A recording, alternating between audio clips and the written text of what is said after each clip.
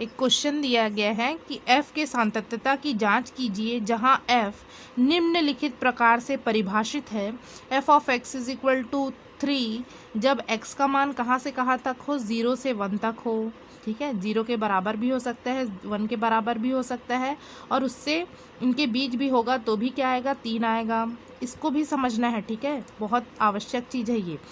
x का मान यदि 1 और 3 के बीच में होगा तब क्या आएगा, 4। और x का मान यदि 3 के बराबर हो गया और 10 के बराबर हो गया और उनके बीच में भी है तो क्या आएगा, वैल्यू 5 आएगा। तो इस प्रकार से परिभाषित है और सातत्यता की जांच करने बोला गया है। हमको पॉइंट दिया है क्या, किसी पॉइंट पर ज्ञात कीजिए, तो नहीं दिया गया है। तब हमको यहाँ पॉइंट निकालना पड़ेगा, और सबसे इजी तरीका ये है पॉइंट निकालने का कि जो पॉइंट रिपीट हो। देखो यहाँ 1 यहाँ भी है, यहाँ भी है, रिपीट हुआ है, तो एक पॉइंट मिल गया हमको, x इज इक्वल टू 1। ठीक है, देखो और क्या रिपीट है, 3 भी रिपीट है, तो x इज इक्वल टू 3। इन दोनों पॉइंट पर हमको क्या करना है, सातत्यता की जांच करनी है। समझ में आया सभी को कि जो पॉइंट रिपीट हो रहा है उस पॉइंट पर ही हमको सातत्यता की जांच करनी है। यहाँ देखिए 0 इज लेस देन, तो 2 पॉइंट मिल गया इक्वल टू वाला, तो यहाँ इक्वल टू वाला साइन हटा देंगे ना।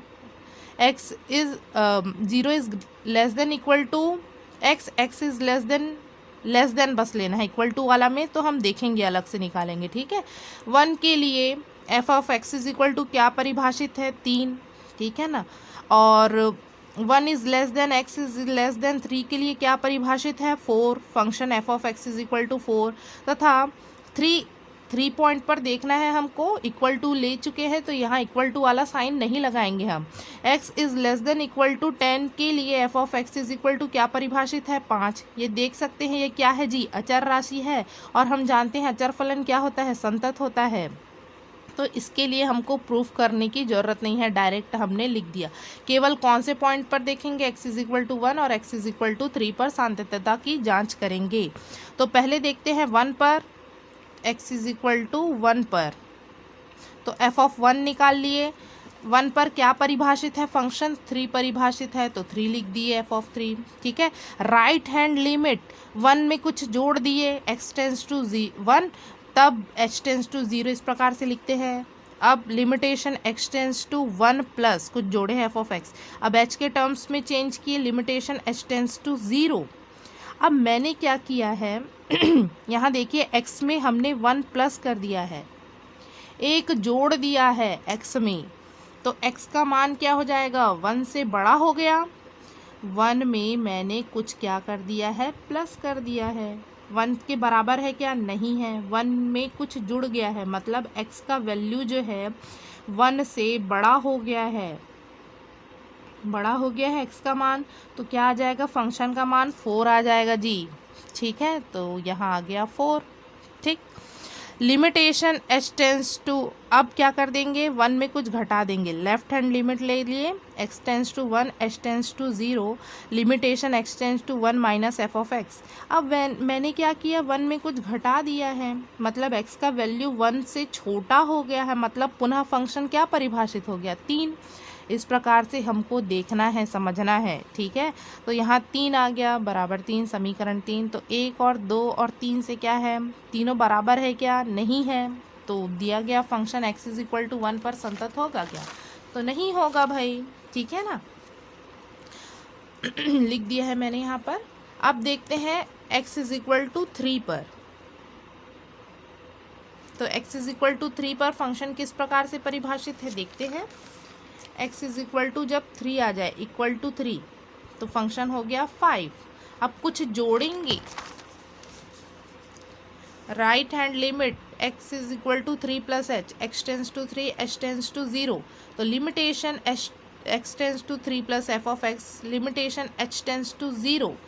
तो यदि कुछ जोड़ेंगे तो x का मान 3 से बड़ा हो जाएगा, तो उसके लिए भी क्या है, 5 ही है परिभाषित, और 3 से छोटा हो जाएगा तो 3 से यदि x का मान छोटा हो जाएगा तो 4 परिभाषित है ना, ये लेफ्ट हैंड लिमिट के लिए काम आ जाएगा।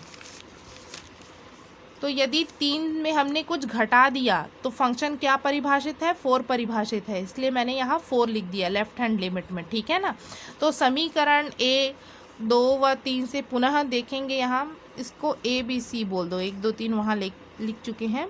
तो समीकरण ए बी और सी से क्या हो जाएगा, तीनों बराबर है क्या, नहीं है, तो x इज इक्वल टू 3 पर संतत नहीं है, या कह सकते हैं असंतत है। समझ में आया सभी को। ऐसा ही एक क्वेश्चन और देखते हैं। f के सभी असांतत्य बिंदुओं को ज्ञात कीजिए जबकि f निम्नलिखित प्रकार से परिभाषित है। x का मान लेस देन और इक्वल टू -3 होगा, तो क्या है, mod of x plus 3। x का मान -3 और 3 के बीच में होगा तो -2x परिभाषित है। x का मान ग्रेटर देन और इक्वल टू 3 होगा तो 6x प्लस 2 के रूप में परिभाषित है।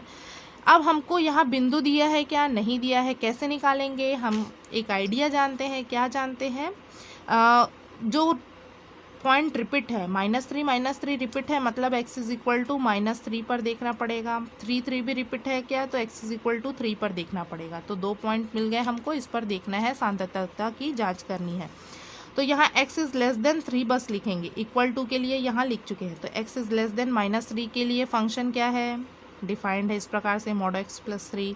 और -3 से 3 के बीच में क्या परिभाषित है, -2x। x is greater than 3 के लिए इक्वल टू नहीं लेंगे ना, इक्वल टू के लिए हम अलग से देखेंगे, 6x प्लस 2। तो देख रहे हैं ये बहुपद फलन है, 2 पद है, ये भी बहुपद फलन है, प्लस 0 करके लिख सकते हैं क्या ना, तो ये भी संतत है। मॉड ऑफ x भी क्या होता है, संतत होता है। 3 भी संतत होता है, अचर है, और ये क्या है, मॉड वाला है, ये दोनों संतत होता है, तो उसका योग भी क्या होगा जी, संतत होगा। तो यहाँ हम डायरेक्ट लिख देंगे कि ये फलन संतत है। केवल कहाँ चेक करेंगे, -3 और 3 पर।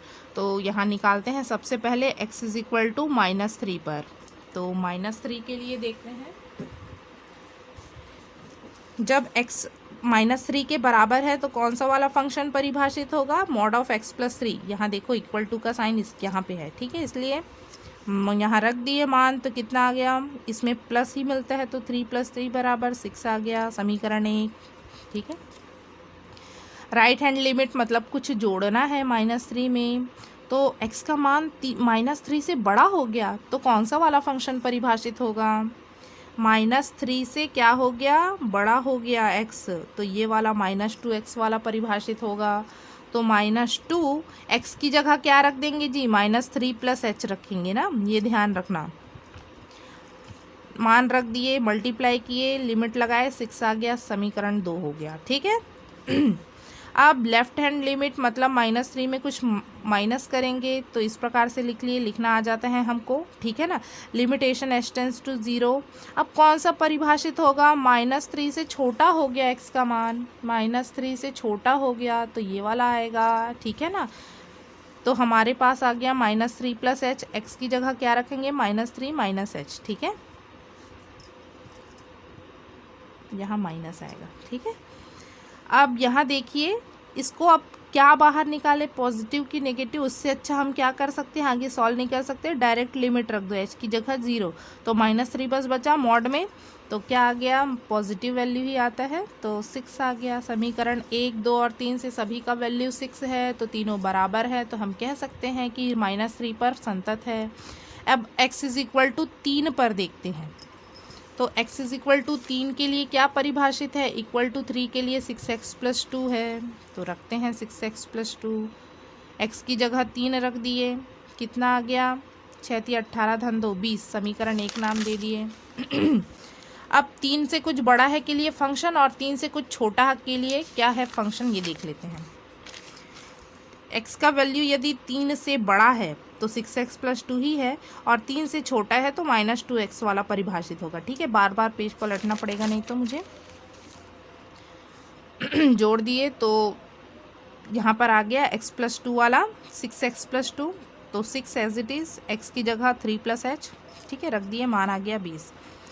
अब लेस देन के लिए क्या परिभाषित है, -2x, तो -2 x की जगह 3 - h, कुछ घटाते हैं ना, ठीक है। अब आप लोग एक्सपीरियंस्ड हो गए हैं, 2-4 क्वेश्चन बना के, ठीक है ना, तो सॉल्व किए तो क्या आ गया, -6। 1 2 3 से स्पष्ट है कि x इज इक्वल टू 3 पर परिभाषित नहीं है, अतः x इज इक्वल टू 3 पर फलन संतत नहीं है। तो असांतत्य बिंदु ज्ञात करना पड़ेगा बोले थे, तो 3 क्या है, असांतत्य बिंदु है, ठीक है।